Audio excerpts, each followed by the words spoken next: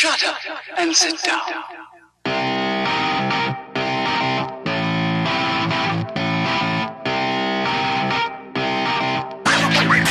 What's the story, Internet? I hope everyone is having a wonderful Monday. Before we jump into the preview of the Champions League, I wanted to go over the singular match that we had today in the Premier League. A bit of a South Coast derby in Brighton versus Southampton. Southampton did end up coming away 2-1 winners thanks to a Danny Ings penalty. Not to say that they didn't deserve it. Brighton were very good with the majority of the shots, 12 shots and 4 on target, to 10 shots and 3 on target. But they were only able to score a penalty, so I think it equalled out in the end, and then Yannick Vestergaard's goal just before half-time gave Southampton the lion's share of points, bringing them up to 5th, just leapfrogging Manchester United, although United do have a game in hand. So now let's jump right into the Champions League fixtures. I'm going to leave one to the end, and I think you can tell which one it's going to be looking at the board. So as always, all of these matches are on CBS's streaming service, CBS All Access. So Zenit St. Petersburg versus Borussia Dortmund. This one's a bit of a moot point. Zenit have nothing to play for.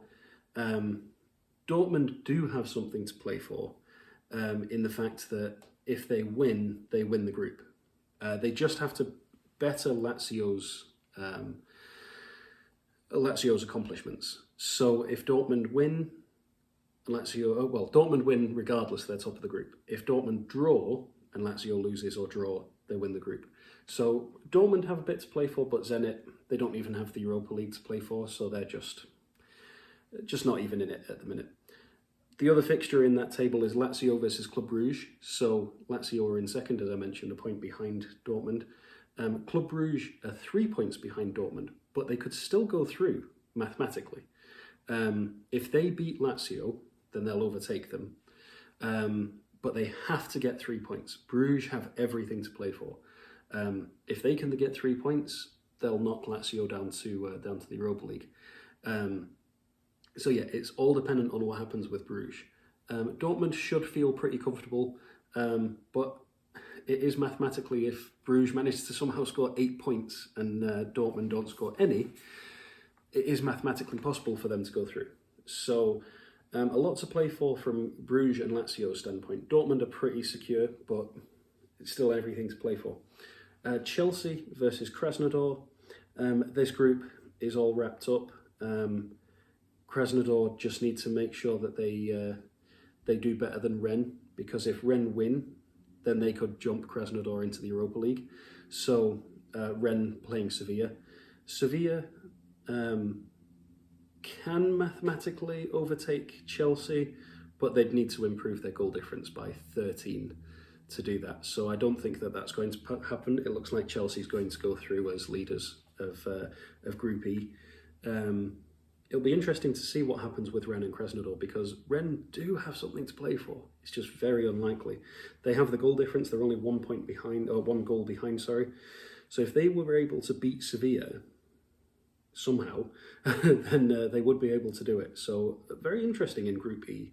But Chelsea are far and away. They've already qualified. It's just a matter of whether they come first or second. It's relatively guaranteed, though. Dynamo Kiev versus Ferencváros. This is the other match in Group G. It's just a case of bragging rights. They're both on 1 point. It is to go into the Europa League, though. So whoever wins or whoever gets the point, because Dynamo Kiev are 1 goal ahead on goal difference, -10 versus -11. So if Ferencváros can win, then they could leapfrog them into the Europa League. So it'll be interesting to see. Two teams definitely with something worth fighting. It is mostly for bragging rights, but just to get into Europa League would be worth it for either of them. So on to the other group, PSG versus Istanbul Başakşehir. And then the other match is Manchester United versus Leipzig. So Istanbul are out. It's between Manchester United, PSG and Leipzig as to who goes through, who comes second, and who gets the Europa League. all on 9 points. Manchester United have the vastly superior goal difference on 6. Then PSG are on 3, and then Leipzig are on -2. Manchester United will be hoping for a repeat of the 5-0 at Old Trafford. However, Leipzig are a difficult team at home. And as was seen this weekend, let's just see if it was home or not, they were away against Bayern Munich, but they were able to get a 3-3 draw against one of the toughest sides in Europe. Just ask PSG about that. And so it's going to be a case of, if Manchester United win, they're pretty much secure to go through. It's very, very interesting. Manchester United have to go all out for a win and just see what happens with everyone else. They've got the goal difference. They've got the points. They've already beaten Leipzig 5-0. Just need to go out there and get the business done. Even if it's a 1-0, just need to go out there and get the job done. PSG will be hoping for a victory, because otherwise their hopes are dashed, and it'll be mega embarrassing. Not an easy group, it was a difficult group, but for the finalists to go to the Europa League. So very, very interesting, all to play for in Group H for those 3 teams. Istanbul will be looking for bragging rights. If they are able to beat PSG, then that's another scalp that they can add to their collection along with Manchester United's. So they'll be wanting to go out and prove themselves, but they don't want to overexert themselves and get an injury that affects the Super League. So yeah, a very interesting group where it's anyone's game at the minute between those 3 teams.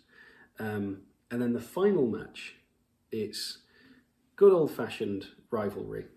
Barcelona versus Juventus, but more importantly, it's Messi versus Ronaldo. Ronaldo got his 750th career goal in the last outing in the Champions League.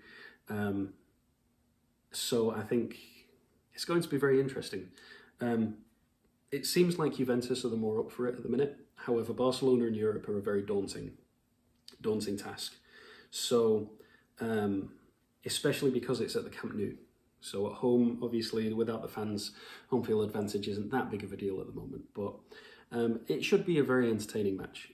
Both teams have secured qualification. They don't have to worry about it. It's a question of who comes first and second. Barcelona's probably going to come first. They have a 7 positive goal difference on 14, and Juventus are on 7. So it looks like it's going to be, even if Juventus beat them and level on points, unless they absolutely trounce them, it looks like Barcelona's going through first and Juventus in second. But personal victory, Messi versus Ronaldo. Now, neither of them seem that shallow and vain that they're going to make it a personal competition. But you'll never know. It'll be interesting to see who will come out on top, or whether it's just a bore draw. Both teams don't care about the spectacle, and it's just whether or not they can just cruise through the match and just make sure everyone's fit for their respective leagues and going forward in the Champions League. So some very interesting matches. All of the Group H matches, Leipzig, United and PSG Istanbul, definitely worth keeping an eye on.